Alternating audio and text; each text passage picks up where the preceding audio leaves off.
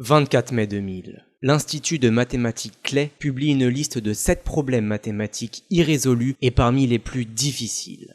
Les 7 problèmes du millénaire. 1 million de dollars de récompense est promis pour chaque problème résolu. Certains de ces problèmes attendent une solution depuis plus de 100 ans.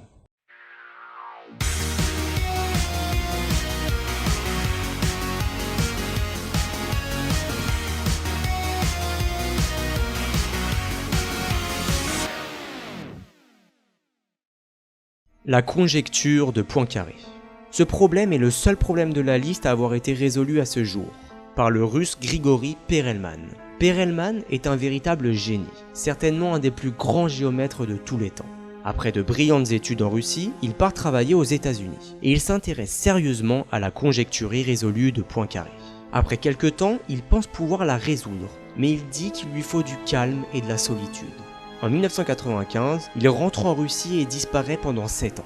En 2002, il publie sur internet la démonstration de la conjecture de Poincaré. Il faudra 6 mois au plus grand mathématicien pour comprendre le raisonnement de Perelman et 4 ans pour vérifier totalement sa démonstration. La conjecture de Poincaré et sa résolution, c'est l'apogée, c'est comme gravir le sommet de l'Everest.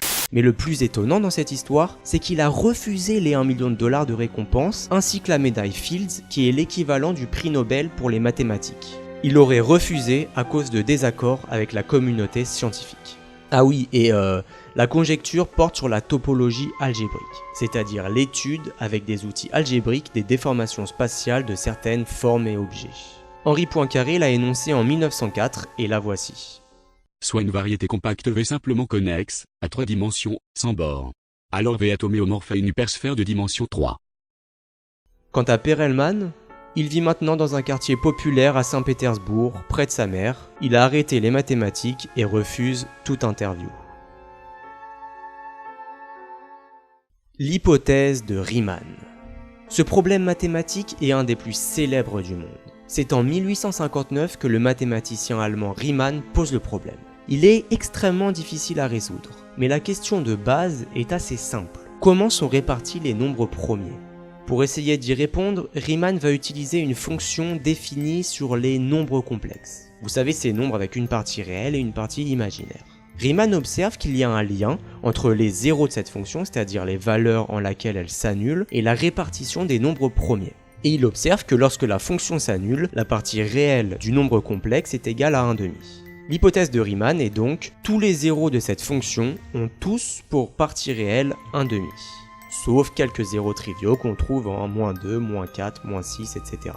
Avec le temps, de nombreux zéros de la fonction ont été vérifiés, et à chaque fois, la partie réelle est effectivement égale à 1/2. En 1953, on a vérifié plus de 1000 zéros grâce à l'utilisation des premiers ordinateurs. Puis dans les années 2000, grâce à l'utilisation de l'informatique répartie, on dépasse les 1000 milliards de zéros vérifiés.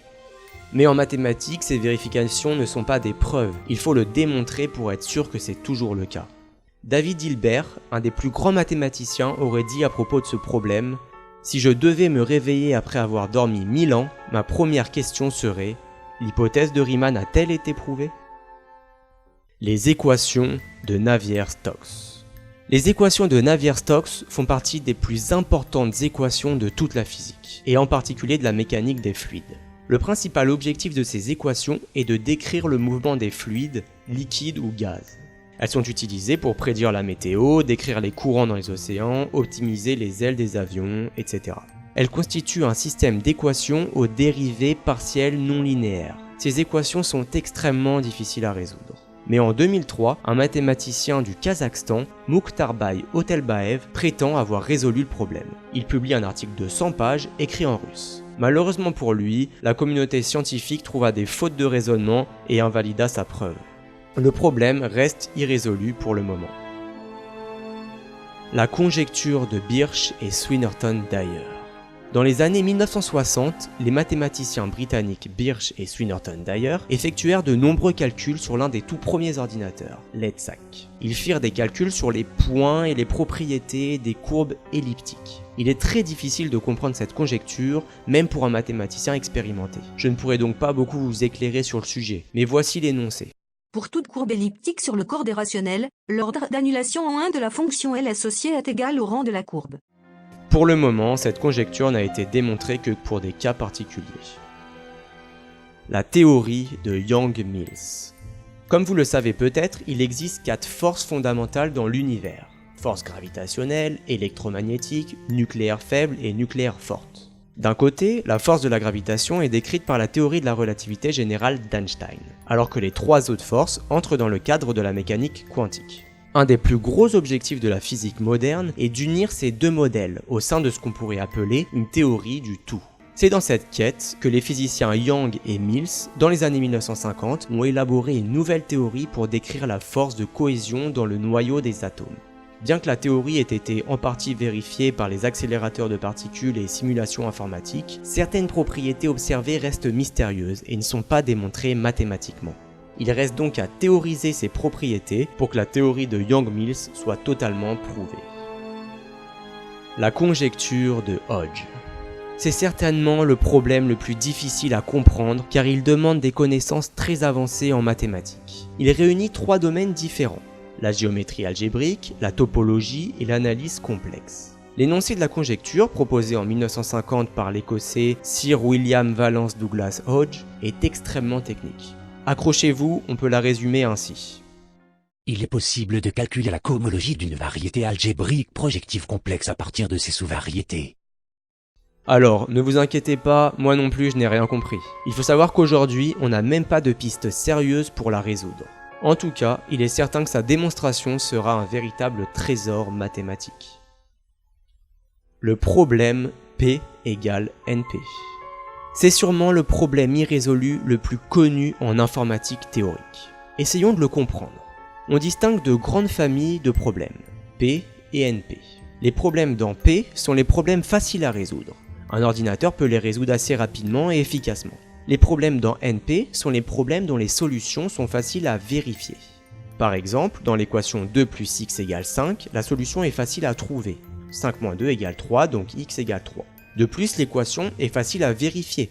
À partir d'une valeur proposée, si on propose 3, on peut vérifier facilement que c'est correct. On comprend assez intuitivement qu'un problème facile à résoudre a des solutions faciles à vérifier. Dans un autre exemple, décomposer un nombre en produits de nombres premiers est a priori difficile. On ne sait pas s'il existe un algorithme efficace pour le faire. Donc on ne sait pas si ce problème est dans P. En revanche, il est dans NP, car on peut facilement vérifier A fois B fois C avec A, B, C des nombres premiers, par exemple. Donc le problème P égale NP se résume à une solution facile à vérifier est-elle facile à trouver? Personne n'a jamais réussi à répondre à cette question. Voilà, j'espère que cette vidéo vous a plu et je vous dis à bientôt pour une prochaine vidéo.